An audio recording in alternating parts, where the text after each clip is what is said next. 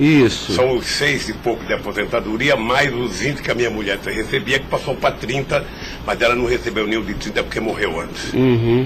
Mais ou menos, então, 26 mil, é isso? Não, pode dar 30 mil. 30 mil reais mensais. Tem mais porque tem doação para meus filhos. Uhum.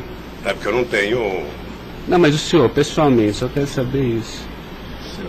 Eu poderia chegar a quanto? 50 mil? Tá, 50 mil reais mensais. Eu não sei, eu tô tentando chutar aqui, doutor. Tá, aproximadamente... Eu posso depois mandar por escrito, sabe, o que... Tá, é porque é importante, porque o juiz precisa fixar... O rendimento fixo que eu recebo todo mês é esse, são 6 e pouco da anistia, e era 20, agora passou para 30. 26 mil, então. A Lins que paga. Tá, 26 mil reais. Depois o advogado manda para o senhor aí tá. O total do rendimento das doações. Tá bom. Estado civil viúvo, tá? 4 nenhum menor de idade. Tá. Grau de instrução do senhor. Grau de instrução. Um curso primário e um curso técnico. Tá. Curso primário e curso técnico.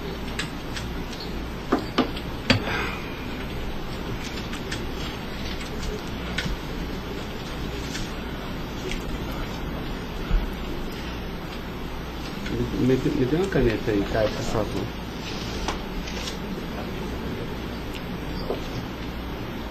Pode gravar, Caio. Senhor Luiz Inácio, eu vou pedir então ao senhor para responder agora as perguntas no microfone, porque a partir desse momento a audiência vai ser gravada, tá?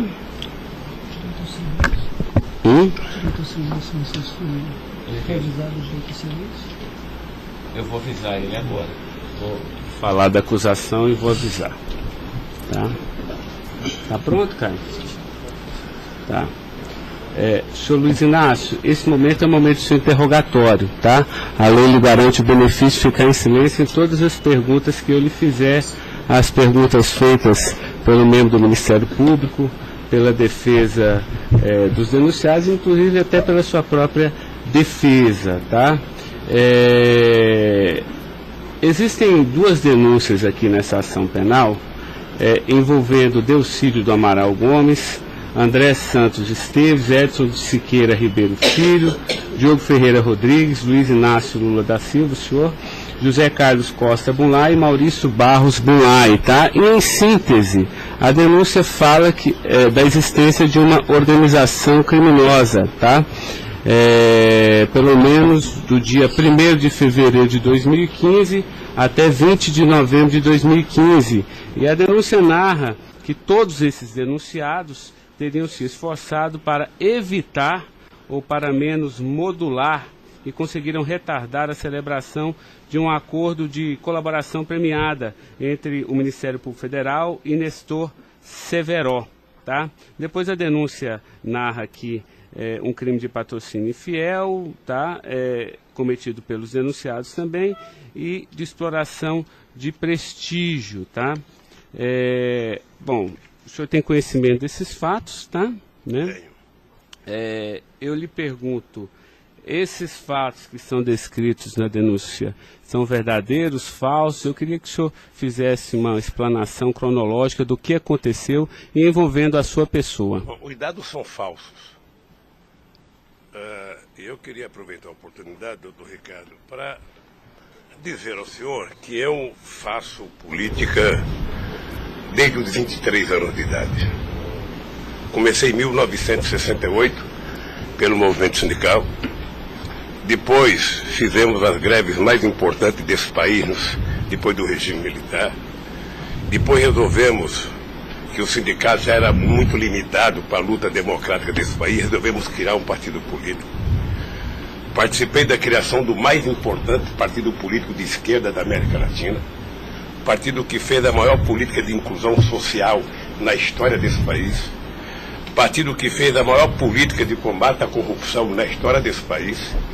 Se nós analisarmos o que aconteceu de 2003 até dezembro de 2014, a gente vai perceber que o Ministério Público, a Polícia Federal, a Controladoria Geral da República nunca tiveram, e a Controladoria nunca tiveram tanto apoio e tantas mudanças legislativas para melhorar a eficácia do combate à corrupção como nós fizemos. E há mais ou menos 3 anos, doutor, eu tenho sido vítima de eu diria quase que de um massacre. Ou seja, eu acho que todos aqui têm dimensão do que é um cidadão que foi presidente da República, que foi considerado o mais importante presidente da história desse país, que saiu com 87% de aprovação de bom e ódio, que fez com que o Brasil fosse respeitado no mundo inteiro e virasse protagonista internacional, de repente é pego de surpresa por manchete de jornais, por notícias na televisão, todo dia, todo santo dia, no café da manhã, no almoço e na janta, alguém insinuando, tal empresário vai prestar uma delação e vai acusar o Lula. Tal deputado vai prestar uma delação e vai acusar o Lula. Agora vão prender fulano, agora vão pegar o Lula. Agora vão pegar fulano e vai prender o Lula. Prenderam o Odebrecht, vai delatar o Lula. Prenderam o Aoete, vai delatar o Lula. Prenderam o Bunlai, vai delatar o Lula. Prenderam o Delfídio, vai delatar o Lula. Prenderam o Papa, vai delatar o Lula. Eu esperando pacientemente.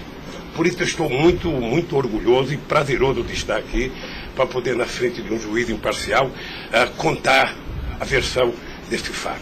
Primeiro, me ofende profundamente a insinuação de que o PT é uma organização criminosa. Me ofende profundamente, porque é o mais importante partido criado nesse país, criado pelos trabalhadores, dirigido pelos trabalhadores, e que fez nesse país o que ninguém nunca fez. E combater a corrupção não é virtude, é uma obrigação moral e ética. E isso eu aprendi com uma mulher que nasceu e morreu analfabeta. Segundo, esse partido conseguiu fazer com que as instituições fossem fortalecidas. O Ministério Público tinha um apelido de engavetador. No meu governo, pela minha vocação sindical, eu fazia questão de fortalecer a corporação e indicar o representado pela instituição. A Polícia Federal, quantos processos eram engavetados, quantas pastas sumiram nesse país. No meu governo, a Polícia Federal tinha que fiscalizar, tinha que investigar, teve dinheiro para investimento de inteligência e os delegados sabem como é que eles foram valorizados. E eu dizia, só tem um jeito de ninguém ser pego nesse país, é ser honesto, é não fazer nada errado. Pois bem, a Controladoria Geral da República não existia. Era uma peça de ficção quando eu cheguei no governo. Eu coloquei primeiro o ministro Valdir Pires, ex-governador da Bahia, depois eu coloquei um juiz, o nosso amigo Jorge Arge, que quem conhece sabe que não brinca em serviço. E ele sabe que a ordem que ele receber é o seguinte, olha, tem que controlar e tem que fazer com que as pessoas saibam que honestidade não é mérito, é obrigação. Pois bem, e agora eu estou nessa... Só sabe o que é levantar todo dia, sabe, achando que a imprensa está na porta de casa porque eu vou ser preso? Ah, porque não sei quem delatou Lula vai ser preso, porque não sei quem delatou Lula vai ser preso. E eu tenho dito, eu duvido, antes, durante e depois, os que estão presos e os que vão ser presos, que tenha um empresário ou um político que tenha coragem de dizer que um dia me deu R$10, ou que tenha coragem de dizer que um dia o Lula pediu 5 centavos para ele. E não faço isso porque sou melhor do que os outros, não. Eu faço isso porque quem chegou à presidência da República como eu cheguei, depois de perder 3 eleições, não tinha o direito de errar. Fiquei 8 anos no meu mandato, doutor, 8 anos, sem ir num jantar, sem ir num aniversário, sem ir num casamento, exatamente para não dar pretexto de aparecer aqueles que vão tomar uma champanhe e vêm pedir um favor. E vem tirar fotografia com o celular para depois explorar essa fotografia. Eu fico orgulhoso de estar prestando depoimento e chateado por uma ilação feita nesse processo contra mim pelo senador Delfídio. Portanto, eu queria lhe dizer que eu estou aqui para responder toda e qualquer pergunta. Se tem um brasileiro nesse momento que quer a verdade e deseja a verdade nesse país, sou eu. Portanto, estou à inteira disposição para responder tudo e a todos do jeito que vocês perguntarem. Tá, adentrando então na peça acusatória, senhor Luiz Inácio, A denúncia narra aqui 7 fatos. Diz aqui que no dia 8/4/2015, o senhor reuniu-se com o Delcídio Amaral no Instituto Lula, em São Paulo, e o senhor teria exortado a Delcídio a adoção de medidas para a compra do silêncio de Nestor Severo, de forma a que o Nestor, não celebrasse o acordo de colaboração premiada com o Ministério Público Federal. Vamos por fatos, que eu acho que fica mais fácil, a gente faz o encadeamento temporal aqui da denúncia. Esse fato existiu, Delcídio foi lá, pediu para o senhor, o senhor teria pedido a ele para que ele intervisse e pudesse pelo menos ocultar fatos que pudesse relacionar o senhor José Carlos Bunlai, e ele diz mais, diz até que o senhor também teria pedido a ele, porque o senhor também teria envolvimento aqui com negócios escusos na Petrobras. Doutor, só tem um brasileiro que poderia ter medo de um depoimento do Severo, pela relação que tinha com ele, que é o Delcídio. Eu não tinha relação com o Severo. Portanto, eu não tive nenhuma preocupação com o depoimento de nenhum empresário, de nenhum diretor da Petrobras, porque não tem essa relação com eles. Portanto, o Delcy contou uma inverdade nesse processo. Mas essa reunião existiu? Deve ter tido muitas reuniões com o Delcídio. Ele era senador da República, era líder do governo, nós conversamos muitas vezes, em São Paulo e em Brasília, e com outros deputados. Lá no Instituto Lula? Várias vezes o Delcídio esteve lá. Várias vezes. Ok. Eu iria perguntar por fatos aqui, mas assim, pelo que o senhor está falando, senhor, ele teve lá, o senhor admite que conversou com ele, mas não houve essa conversa para adoção de medidas, o senhor teria pedido para ele, porque o senhor, José Carlos Bunlai é amigo do senhor. Doutor Ricardo, deixa eu dizer uma coisa. Eu não tenho nenhuma razão para ter qualquer problema com o depoimento do Severo. Mas nenhuma razão. Não o conheço, não tive convivência com ele. Portanto, o depoimento do Severo era um problema para o Delcídio e não para mim, que teve uma convivência com ele ainda no governo anterior, antes do meu governo, quando foi diretor de óleo e gás da Petrobras. Não foi comigo. Tá, não surgiu essa conversa, então. Não surgiu, não se tocou. Se o senhor falar da Lava Jato? Doutor, da Lava Jato, hoje no Brasil, a gente fala no café, no almoço, na janta e ainda depois da novela. Mas não porque só passa isso na televisão. Mas não se tocou no nome do Severo. Não tocou no nome. E muito menos no nome do Bunlai. Sabe, de que foi pedido coisa para o Bunlai. É um absurdo. É um absurdo. Eu não sei o que o Delcídio esperou fazer com isso. Certamente, depois de preso alguns dias, as pessoas começam a encontrar um jeito de sair da cadeia e resolve jogar a culpa em cima dos outros. Como é que o senhor reagiu quando ele foi preso?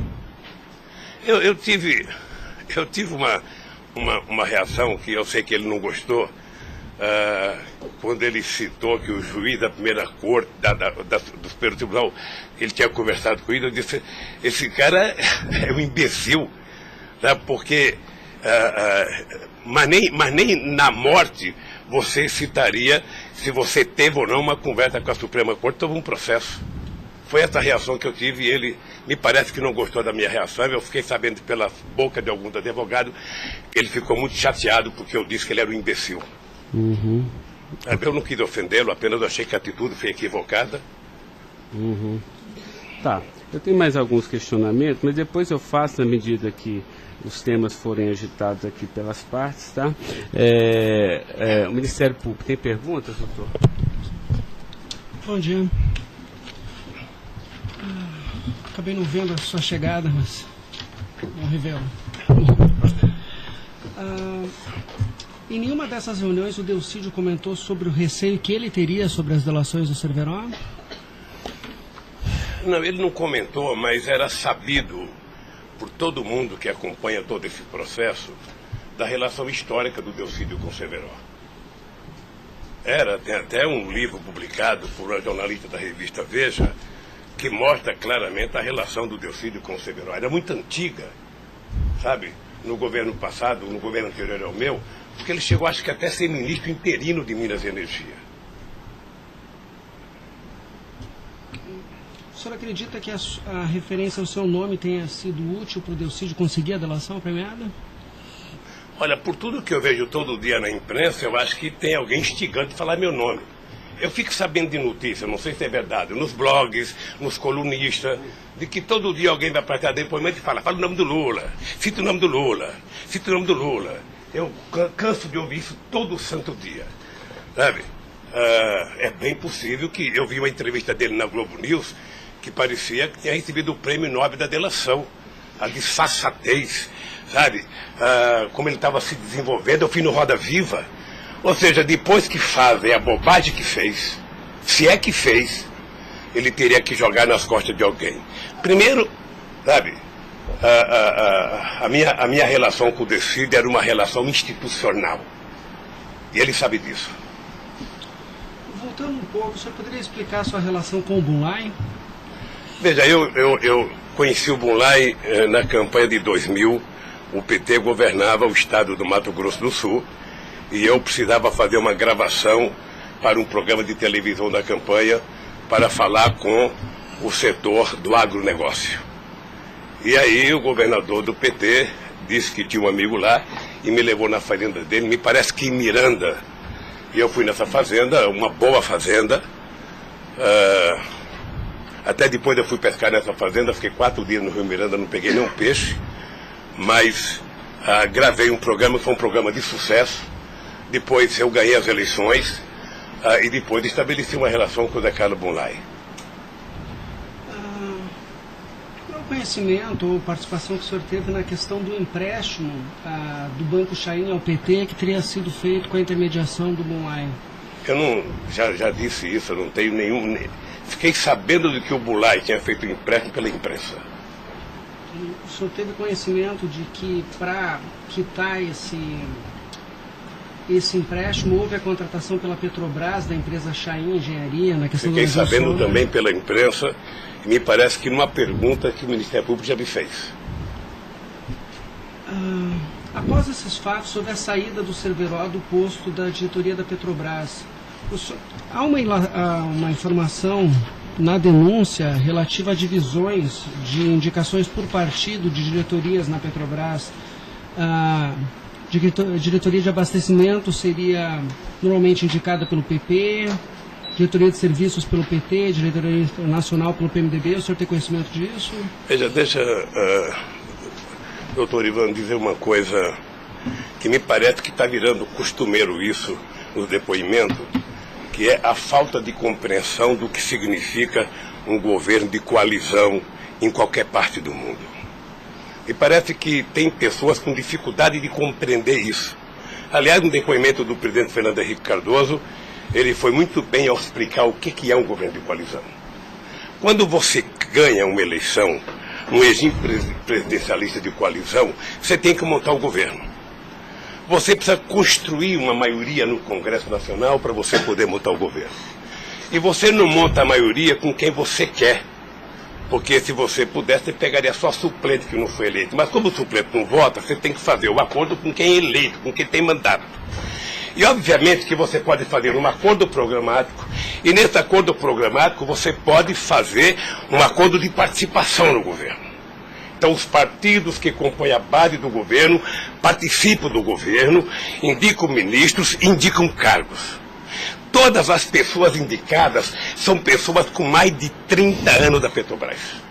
Eu já disse no depoimento, sabe, que vocês vão ter que ouvir muita gente, o Conselho Fiscal da Petrobras, o Conselho de Administração da Petrobras, sabe, para saber se havia denúncia de corrupção, porque quando nós indicamos as pessoas e quando os partidos indicam, ou seja, se aparecer alguma denúncia de corrupção e aparecer no GSI, essa pessoa não é indicada. Porque qual é o critério? O partido tem um ministro, o partido tem uma bancada. Essa bancada conversa com o ministro. Se indicar um nome qualquer, esse nome vai para a Casa Civil, da Casa Civil passa para o GSI, que é o Gabinete Institucional, faz um levantamento, eu não sei aonde, sabe? E se não tiver nenhuma denúncia, essa pessoa é mandada para o Conselho de Administração e o Conselho de Administração indica. Não é o presidente da República que indica, é o Conselho de Administração. É assim que funciona em qualquer lugar do mundo. Ex-presidente, mas só uma questão relativa a isso. Existe um vídeo no YouTube em que o senhor está inaugurando uma plataforma que o senhor realmente fala que no seu governo a Petrobras se tornou mais transparente e que o senhor participava mais das decisões da Petrobras. É de uma plataforma em Angra dos Reis, isso foi em 2010. Então, deixa, doutor. Aí eu estou lhe perguntando para o senhor explicar. O senhor se lembra desse discurso? Eu sei que é muita coisa, mas eu estou até com um vídeo aqui e eu queria lhe perguntar isso. Senão a gente pode até passar. É que a imprensa dizia que eu vivia fazendo assembleia. Eu fui o presidente que certamente mais visitei a Petrobras. Eu fui o presidente que decidi no governo e com a Petrobras de que era importante que a gente recuperasse o poder de construção de plataforma da Petrobras para a gente não importar da Coreia ou da China, que era preciso criar uma indústria petrolífera forte no Brasil. Por isso é que nós aprovamos a Lei de Conteúdo Nacional. 65% de tudo que fosse construído de plataforma ozônica teria que ser feita no Brasil, para a gente ter uma política industrial, para a gente definir uma política de engenharia, de ciência e tecnologia, porque o Brasil é um país grande, o Brasil não pode ser um serviçal, o país não é uma republiqueta. Este país poderia produzir e atender toda a América Latina e atender toda a África que margeia o rio chamado Atlântico. Lamentavelmente. Não, mas a pergunta é o seguinte, é porque o senhor falou que realmente no seu governo se participava, o senhor participava mais das decisões. Eu não participava, deixa eu mais falar. das decisões. Se o senhor quiser, a gente pode até ter um vídeo, e eu trouxe aqui aí para o senhor explicar. E Delcy também havia falado isso, que depois do mensalão, o governo federal, a presidência da República, participava mais na Petrobras. Isso ele falou. Deixa eu lhe falar uma coisa, o papel do governo, o governo participa na Petrobras através do Conselho da Petrobras. O Conselho da Petrobras tem vários ministros, tinha ministra de Minas e Energia. Tá? Eu, durante todo o tempo da Petrobras, eu só participei de uma reunião de definição da política estratégica da Petrobras. A discussão de investimento para os próximos 20 anos. Se a gente ia recuperar a indústria naval, se a gente ia recuperar a indústria de sonda, de plataforma, se a gente ia discutir, sabe, exportar, se a gente ia fazer a lei de partilha, se a gente ia fazer com que o petróleo voltasse a ser do povo brasileiro, como nós conseguimos fazer. Nessas decisões estratégicas eu participei de uma reunião. Tá, mas de cargo então não. De cargo não. Porque tem o Fernando Soares que fala que o senhor realmente definia também essas questões. Não definia cargo. Quando havia briga no PMDB, ou que, não. Quem decidia, se não se decidir, era o senhor que realmente... Deixa eu lhe dizer uma coisa para o senhor. O presidente não indica cargo na Petrobras. O presidente recomenda ao Conselho da Petrobras a indicação de tal pessoa indicada por tal partido político a partir da capacidade técnica das pessoas. É assim que funcionava no governo anterior, é assim que funcionava certamente no governo militar, é assim que deve funcionar hoje. É assim que deve funcionar hoje. Porque a Petrobras é uma empresa de engenharia muito poderosa e você não pode ficar colocando gente que não tem expertise para fazer determinadas coisas. Tá. Mas a expressão foi essa aqui, eu anotei. A gente sabe o que acontece lá dentro. O que o senhor quer rever o discurso? Eu não preciso rever, não. Tá. Assim, porque isso me chamou a atenção. A gente sabe, quer dizer, antigamente era uma caixa preta, foi esse o contexto. E agora a gente sabe o que acontece lá dentro. Quais foram os mecanismos que o senhor tomou, então, para que a Petrobras realmente ficasse mais transparente? A fazer com que o Conselho acompanhasse mais as decisões.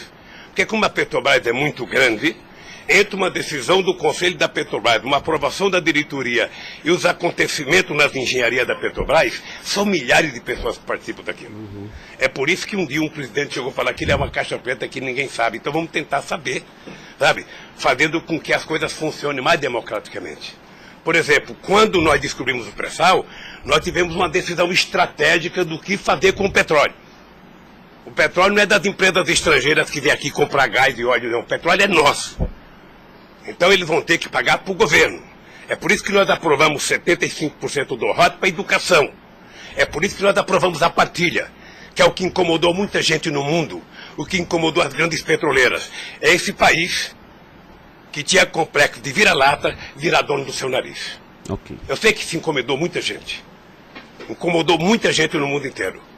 Sabe, e agora estão tentando desmontar.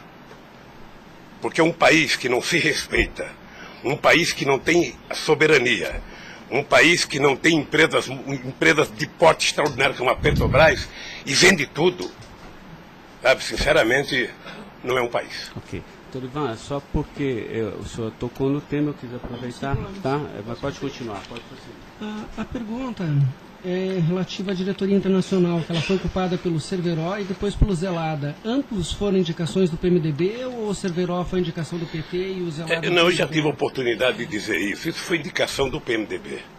Ambos? Não sei se de todo o PMDB ou da bancada do PMDB de Minas Gerais, que foi indicado o Zelada para diretor internacional da Petrobras. O critério é o mesmo. O Zelada foi indicado, passa na Casa Civil, passa no GSI e é mandado ao Conselho da Petrobras, que decide. Não, perfeito. Mas e o Cerveró? Ele tinha sido indicado anteriormente pelo PT ou pelo PMDB? Pelo PMDB pelo também. PMDB. Eu acho, eu falo quase com certeza absoluta pelo PMDB. É o que diz a... Eu falo quase que com certeza absoluta. A pergunta é o seguinte, com a troca pelo Zelada, a saída do Cerveró desse posto de diretoria, ele acabou sendo indicado para a BR Distribuidora. No próprio depoimento do Cerveró, ele afirma que isso teria sido como um reconhecimento pelo papel que ele prestou no auxílio da contratação da Chaim pela Petrobras, na questão do navio sonda. Me parece que ele não diz isso exatamente. Me parece que ele utiliza a palavra acha que foi isso. É diferente de dizer que ele disse. Ou seja, ele acha que foi isso. Deixa eu lhe falar uma coisa. Eu não conheço o Cerveró. Conheço agora que ele ficou famoso. Tá? Quando eu vi o Cerveró, eu vi a en passant em reuniões coletivas. Portanto, eu não tinha nenhum interesse de tirá-lo e nenhum interesse de colocá-lo. Nenhum interesse. Para mim, se uma força política que compunha o governo indicasse ele ou outra pessoa e tecnicamente ele fosse reconhecido pelo conselho da empresa que o indicou, para mim estava perfeito. E veja, durante todo esse período não houve uma única denúncia contra nenhum deles. A denúncia começou a acontecer porque o juiz Moro começou a fazer escuta durante 8 anos num bandido chamado Rousseff, e aí então, em 8 anos dá para pegar alguma coisa. Pegou esse negócio. O senhor tem conhecimento de quem teria feito a indicação do nome do Cerveró para a BR Distribuidora? Se foi algum partido? Eu não sei se foi um partido ou se foi através do Zé Eduardo Dutra, que devia ter relação com o Cerveró, porque ele tinha sido presidente da Petrobras. Ele deixou de ser presidente da Petrobras e foi ser presidente da BR. E ele pode ter chamado o Cerveró, ou o mesmo partido que tinha indicado o Cerveró e depois tirou o Cerveró pode ter pedido para ele ir para lá. Eu suponho que seja isso. Ok. O senhor conversava com certa frequência com o Bunlai por telefone, dentro dessa relação de amizade? Não era meu amigo. Conversava com ele. Com que frequência o senhor... Não sei, querido. Sabe, ultimamente o Bunlai andava com doença nos olhos, achando que ia ficar cego, estava passando muito tempo em Miami para se tratar, depois estava se tratando de um câncer. Sabe, eu sei que ele não andava bem nos últimos tempos, com problema de doença. Porque a denúncia cita algumas ligações de um telefone que pertenceria ao Instituto Lula. O senhor utilizava esse telefone do Instituto Lula para conversar com o Bunlai também, ou normalmente só no seu celular? Mas qual é o crime do Bunlai ligar para mim? Não, eu estou tentando esclarecer os fatos, presidente. Ligava, eu conversava com o Bunlai, tinha um profundo respeito pelo Bunlai, um profundo respeito.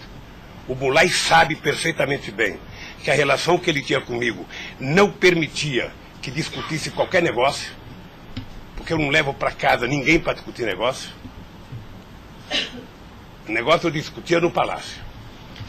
Mas o senhor sabe se ele utilizava o nome do senhor? Porque o Salim Chaim e o Fernando Chaim confirmam que José Carlos Bunlai disse que Luiz Inácio Lula da Silva interveio na contratação da Chaim pela Petrobras. Está descrito na peça do Ministério Público. Doutor, se o senhor soubesse quanta gente usa o meu nome em vão, de vez em quando eu fico pensando para as pessoas lerem a Bíblia, para não usar tanto meu nome, João. Tem gente que faz campanha financeira em meu nome, tem gente que é candidato em meu nome, tem gente que faz panfleto dizendo que eu estou apoiando, tem gente que coloca a fotografia minha dizendo que eu estou apoiando ele, sabe? Não tem como fazer isso. Se alguém falou, sabe? Se alguém falou, somente o Zé Carlos Bunlai pode provar isso, ou o Chaí na frente dele. Eu duvido que o Zé Carlos Bunlai, ou algum outro empresário, ou algum outro, desses que já prestaram depoimento, diga que um dia eu chamei ele para conversar sobre tal coisa, sobre qualquer coisa. Sabe por quê, doutor? Porque eu tinha noção de que o único jeito de eu governar esse país dignamente era não permitir qualquer promiscuidade na minha relação com os agentes empresariais ou os agentes políticos. A afirmação seria que o senhor estaria abençoando o negócio da Chaim pela Petrobras. O senhor não... Nem abençoando, nem amaldiçoando, porque eu não sabia. Sem mais perguntas, excelência. A defesa, então, a sua defesa vai ser a última a perguntar. A sua defesa de Delcídio Amaral.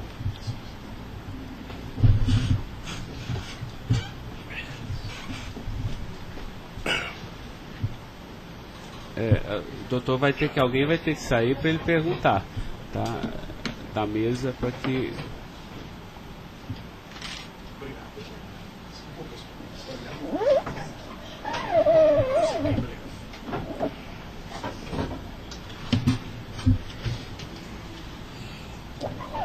Bom dia. Bom dia. O senhor já mencionou que, de sua parte, não haveria nenhum receio na delação de Nestor Cerveró. A indagação que eu faço é se, da parte de Bunlai, seu amigo, se ele lhe confidenciou algum receio da delação do Cerveró. Nunca. Nunca. Nunca. Ele mencionou se conhecia o Cerveró? Quem, o Bunlai? O Bunlai. Não, nunca falou comigo do Cerveró. Nunca? Nunca falou comigo do Cerveró. Nem tampouco o senhor soube se ele... Quem falava comigo do Cerveró era o Delcídio. Que era amigo do Cerveró. Amigo do filho do Cerveró. Perfeito. O senhor tem conhecimento se a delação do Nestor Cerveró foi utilizada como um dos fundamentos para a condenação do senhor Bunlai? Não tenho. Não tem conhecimento. Não tenho. Tá certo. Eram só essas as indagações. Excelência, muito obrigado. Obrigado, senhor ex-presidente. A defesa de André Esteves tem questionamentos? Não tem? A defesa de Edson Siqueira Ribeiro Filho.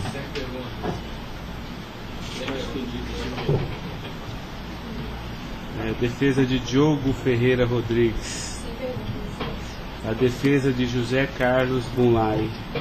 Tem algumas perguntas. Pode fazer. Bom dia, presidente.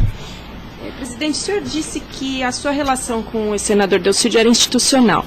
Mas o senhor sabe qual era a relação do senador Delcídio com o José Carlos Bunlai? Eles tinham alguma amizade? Eles tinham alguma proximidade? Veja, a impressão que eu tenho era que era muito pequena a relação dos dois.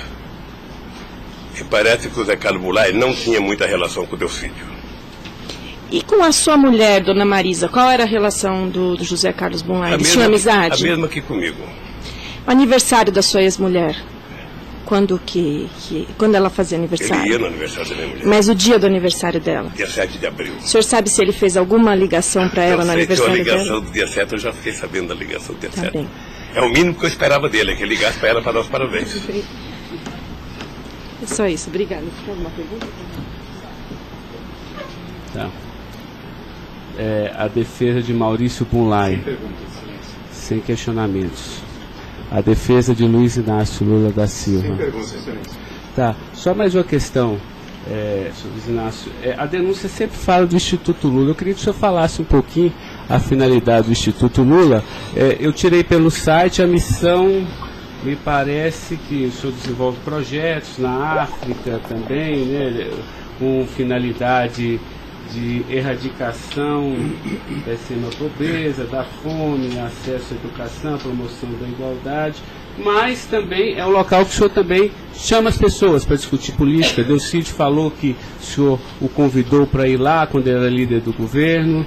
Explique para mim o Instituto Doutor Lula. Ricardo, eu não sei se você sabe, a Receita Federal fez uma devassa no Instituto para saber se ele está cumprindo com a sua obrigação institucional.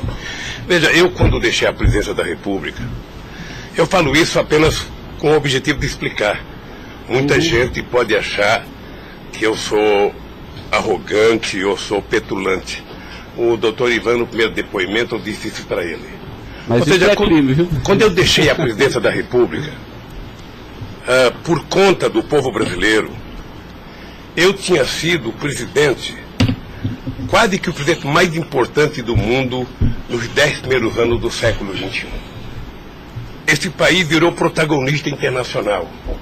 Esse país passou a participar do G8, coisa que nunca participava. Esse país ajudou a construir o G20. Esse país participava do BRICS com muita importância. Esse país participava do IBAS entre Brasil, África do Sul e Índia. Esse Brasil criou a Unasul, criou a CELAC, onde pela primeira vez a gente fazia uma reunião da América Latina sem participação dos Estados americanos. Esse país não deixou a ALCA entrar aqui. Esse país consultou o Conselho Nacional de Defesa para se contrapor à 4ª Frota Americana, depois que nós conseguimos o pré-sal, que eles reinauguraram a 4ª Frota. Nós criamos o Conselho de Defesa. Então, nós fizemos a maior política de inclusão social da história desse país. 36 milhões de pessoas saíram da extrema pobreza e 40 milhões ascenderam à classe média. Isso é uma Argentina, isso é uma Colômbia. A bancarização do povo pobre foi com 70 milhões de pessoas entraram no sistema financeiro. É uma Colômbia e uma Argentina junto. Tudo isso em 12 anos. Olha, eu saí da presidência e eu queria fazer com que a América Latina e a África adotassem as políticas públicas que nós adotamos no Brasil. O programa Luz para Todos. O programa PA, que era a compra de alimento para o pequeno produtor. O Minha Casa Minha Vida. O Bolsa Família. O aumento do salário mínimo. Durante 12 anos, todos os funcionários públicos tiveram aumento nesse país. Houve reajuste de carreira, houve aumento do salário mínimo. Aumentamos as exportações, aumentamos o mercado interno, numa demonstração de que o pobre não era problema. O pobre era a solução. Então, eu gostava de ir para a África para dizer para os presidentes. Uma vez até fiquei com medo de Angola.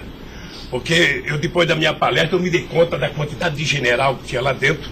E eu falei o seguinte, é preciso diminuir o dinheiro das Forças Armadas e colocar dinheiro para os pobres. Porque o pobre não entra no orçamento. O Poder Judiciário entra, porque tem poder de pressão. Os sindicatos organizados entram. Sabe? Todo mundo entra, o pobre não entra. O pobre está lá, desgraçado, abandonado, ninguém olha por ele. Agora, coloque ele no orçamento. Deixa ele começar a ir no shopping. Deixa ele começar a comprar carne, comprar iogurte, comprar meia, comprar sapato. Nesse país ficava incomodado porque pobre comprava dentadura com o dinheiro que a gente dava do Bolsa Família. E eu queria ensinar isso, eu queria ensinar as pessoas a compreenderem que o pobre no Brasil e no mundo seria a solução se a gente desse a ele o mínimo necessário. Foi por isso que eu não quis criar uma ONG. Criei um instituto para poder viajar o mundo tentando mostrar o exemplo do que esse país fez em tão pouco tempo. Mas o que Delcídio, porque ele disse aqui que algumas vezes o senhor chamou ele lá. Em que ele se encaixa aí? É que eu não sabia, doutor. Porque sabia, assim, realmente eu entendi, a política está de acordo com o estatuto aqui do Instituto Lula, mas assim, por que o senhor chamou ele lá? Ele falou assim, muitas vezes o presidente Lula, e de vez em quando eu ia com cortesia também. Deixa eu lhe falar, ele foi muitas vezes conversar comigo, ele era líder do governo, como outros senadores foram conversar comigo. Cada vez que o Delcídio ia no hospital sírio-libanês fazer um check-up ou uma consulta, ele falava, presidente, eu estou aqui no Sírio, eu posso passar aí? Passa, meu filho. Mas o senhor não tratava dessas questões do Instituto? Do Instituto. Discutia desde Flamengo, a Vasco da Gama, Corinthians, Palmeiras, porque quando duas pessoas se encontram, conversa-se tudo. Sim. Mas não era política institucional do Instituto, isso que eu estou perguntando. Política institucional do Instituto, é que eu talvez tenha cometido erro, sabe, que eu deveria ter alugado uma sede do lado. E quando eu discuti esse instituto, ficava numa cadeira, quando eu discutia outra coisa, mudava para outra cadeira. Eu achei desnecessário. Eu achei que a civilização não exigiria essa burocracia toda, porque isso é uma coisa de burocracia. Eu sou o mesmo ser humano, eu sou presidente de honra do PT, eu sou ex-presidente da República, eu era presidente de honra do Instituto. Eu não decidi as coisas pelo Instituto. O Instituto tem uma diretoria. Eu apenas estava lá, eu era a figurinha carimbada do Instituto. Era para ele fazer merchandising. Aqui o Lula. Vai conversar com o Bill Clinton, fala com o Lula. Vai conversar com o Tony Blair, fala com o Lula. Vai conversar com o Chirac, fala com o Lula. Vai conversar com o Angela Merkel, fala com o Lula. Sabe, eu tive o prazer, doutor Cláudio, de ser o ex-presidente da República, que em todas as viagens do mundo que eu fiz, depois de deixar a presidência, era recebido pelos presidentes. Esse era o status quo do Brasil. Hoje nós estamos numa situação em que o presidente não tem coragem na Bolívia. Então o país, que era um motivo de orgulho, virou um motivo da tristeza. Pela pequenez que esse país tomou dimensão nos últimos anos. Não, eu não estou emitindo nenhum juízo de valor, mas assim, o que eu quero saber é o seguinte: o senhor também chamava pessoas como o líder do Delcídio para conversar sobre outros assuntos. Chamava dirigente sindical, chamava gente do LGBT, chamava negro, chamava índio, chamava todo mundo. Isso. Ali, eu vou dizer uma coisa, sabe qual é o apelido do Instituto? Sabe? Não sei, nunca fui. Posto Ipiranga. Sabe? Lamentavelmente é assim. Mas não é por causa do Instituto, é por causa do personagem. Sabe? Então todo mundo fala, tem problema em tal lugar? Posto Ipiranga. Tem problema em tal lugar? Posto Ipiranga. E sabe que eu tenho orgulho disso. Eu tenho muito orgulho de fazer 36 anos que eu deixei o movimento sindical e ainda sou amigo de todos os sindicalistas, de todas as correntes, da Força Sindical à CUT. Sou amigo de todos os partidos políticos. Sabe? Então, se isso é um pecado, se isso é um erro jurídico, se isso incomoda o Ministério Público, a Polícia Federal, sei lá quem, sabe, eu vou alugar uma salinha na porta e sento lá e atendo e vou deixar em paz, porque não é possível. Sabe, não é possível, sinceramente, doutor, sinceramente, eu quero lhe agradecer a oportunidade de vir prestar esse depoimento. Eu estou com muita coisa na garganta para falar. Eu estou cansado de ver procurador dizer que não precisa de prova, que ele tem convicção. De juiz dizer, eu não preciso de prova, eu tenho fé, vou voltar com fé. Eu quero provas, alguém tem que dizer, sabe, qual é o crime que eu cometi, aonde que eu cometi. Chamar o PT de organização criminosa, se dependesse de mim, cada deputado do PT, cada vereador do PT, cada militante, abrir um processo para quem dizer provar qual é a quadrilha. Porque eu estou cansado, doutor. 71 anos de vida, eu cansei. Cansei de ver, sabe, as instituições que eu ajudei a criar desde a Constituinte, para valorizá-las, desprestigiadas por comportamento pessoal. Gente que agora, gente que não pode abrir a geladeira, que vê uma luz, já começa a dar declaração. Gente que liga o barbeador, começa a falar achando que é o microfone do rádio. Eu cansei disso. Eu sempre valorizei o Ministério Público. Eu sempre valorizei a Polícia Federal. E sempre valorizei o Poder Judiciário. Os ministros podem lhe dizer. Eu indiquei quase todos. Nunca pedi para eles um favor pessoal. E não peço. Porque a instituição tem que ser forte, não para me ajudar, para garantir a democracia desse país. Lamentavelmente, tem pessoas que não pensam assim. Eu, quando vejo um jovem procurador ir para a televisão falar 1h30 e depois dizer, não me peçam provas, eu tenho convicção, não dá, doutor.